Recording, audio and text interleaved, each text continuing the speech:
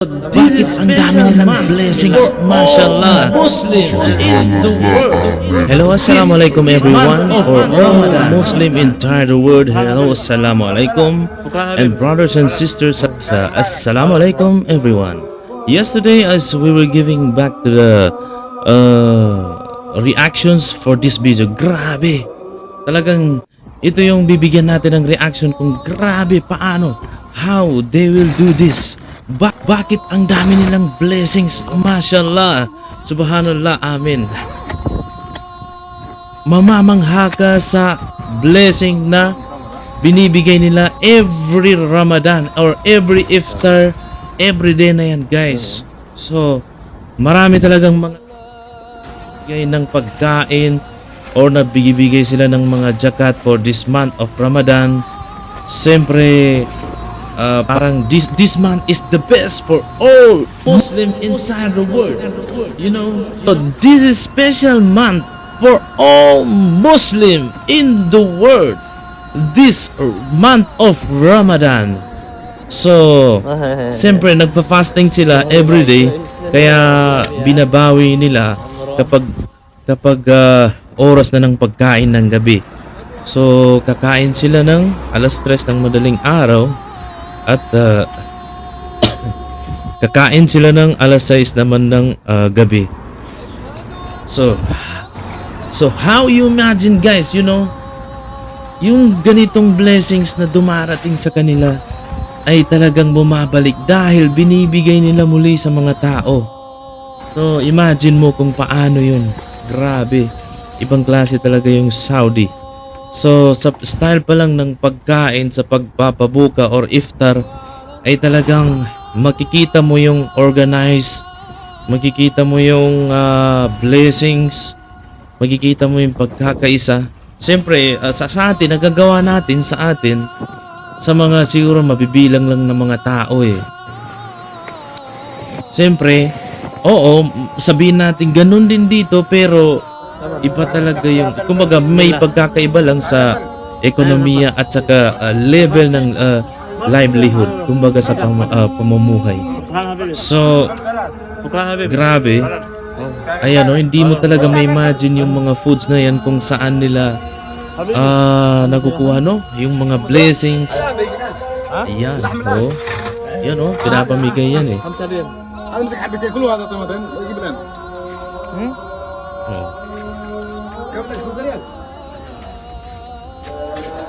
Yeah, just watch the video, guys.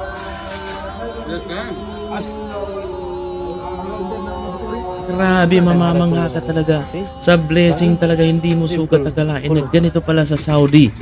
Ganito pala ang blessing at sa pagbibigay ng mga pagkain sa Saudi in the month of Ramadan. Maybe in the sa mga after sa mga araw na hindi Ramadan ay konti-konti lang ang namimigay dahil siyempre maggasto rin sila.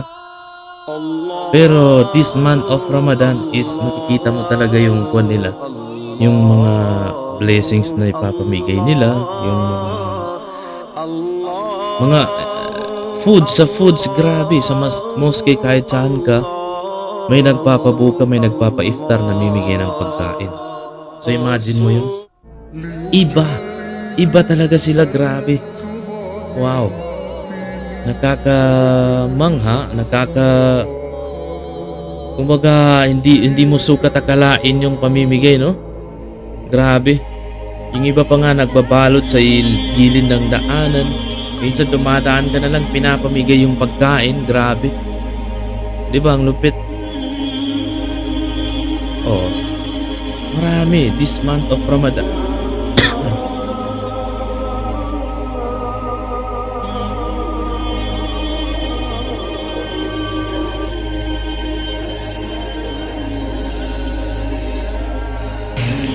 Imagine nyo, guys, dami-dami ng taong pinapakain dito sa Prophet Mosque ay umaabot ng 1 million. In the first of Ramadan to second until third is umabot sila ng 1 million na foods for supplying everyone, for giving someone. Imagine yun, guys. So napakaraming tao nun. Kasi may umaalis, there is come and there is going, finish to performing Umrah, and then they will come and they going and they will come again. So that's the very hardship of every Muslim. This video is in Baitul Haram, so there's a lot of people taking iftar here, of course, dahil dito po ang talagang karamihan at mas malaking points sa pananampalataya ng Islam ay kapag dito ka nag-stay. So thank you so much. Maraming salamat. Thanks for watching, guys. Hanggang sa muli.